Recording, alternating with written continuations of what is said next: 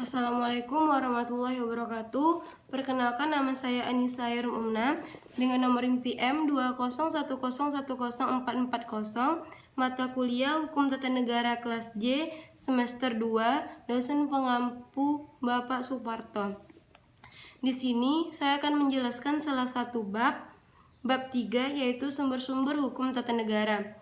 Sumber-sumber hukum tata negara berdasarkan sifatnya dibagi atas dua.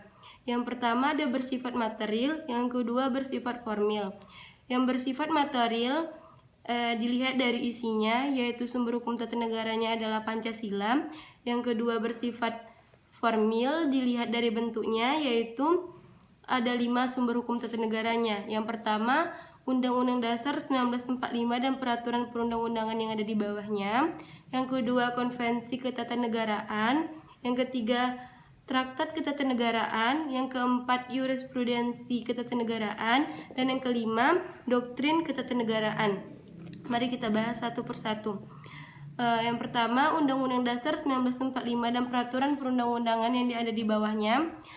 Peraturan perundang-undangan yang ada di bawah Undang-Undang 1945, yang pertama ada MPR yang membuat Undang-Undang Dasar. Yang kedua ada undang-undang yang dibuat oleh DPR bersama Presiden. Yang ketiga ada peraturan pemerintah yang dibuat oleh Presiden sebagai kepala pemerintah dan kepala negara. Yang keempat ada peraturan Presiden yang dibuat oleh Presiden. Yang kelima ada peraturan provinsi yang dibuat oleh gubernur bersama DPRD. Yang kelima ada peraturan daerah, kabupaten atau kota yang dibuat oleh bupati, wali kota yang dibantu oleh DPR. Pasti ada yang bertanya-tanya apa perbedaan perundang-undangan yang dibuat oleh Presiden. Dari tingkatannya sudah jelas berbeda. Yang pertama ada peraturan Perpu, yang pertama ada Perpu, yang kedua ada peraturan pemerintah, yang ketiga ada peraturan Presiden. Yang kedua ada Konvensi Ketatanegaraan. Konvensi Ketatanegaraan adalah kebiasaan-kebiasaan ketatanegaraan yang dilakukan secara terus-menerus atau berkesinambungan seolah-olah sudah menjadi kewajiban, padahal tidak ada undang-undang atau dasar hukum yang mengatur atau mewajibkannya. Contoh konvensi ketatanegaraannya adalah setiap tanggal 16 Agustus, Presiden akan mengumumkan perkembangan pembangunan dan APBN tahun selanjutnya.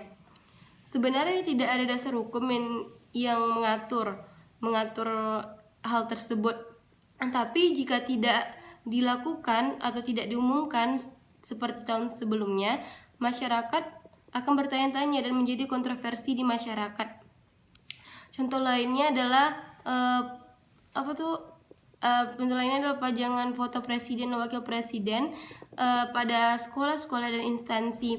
Jika pada tahun presiden tersebut tidak ada atau ditiadakan, maka rakyat juga akan bertanya-tanya mengapa pada tahun presiden tersebut tidak ada hal seperti tahun sebelumnya.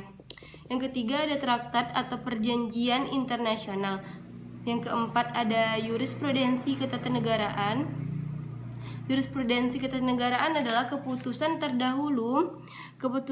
pengadilan yang terdahulu yang dijadikan pedoman pada kasus yang sama oleh hakim yang tidak ada atau yang tidak diatur dalam undang-undang atau tidak ada dasar hukumnya.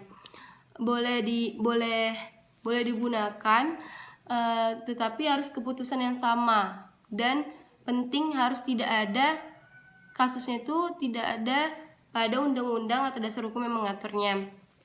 Yang kelima ada doktrin ketatanegaraan. Doktrin ketatanegaraan adalah pendapat ahli tata negara yang digunakan sebagai mempertegas argumen.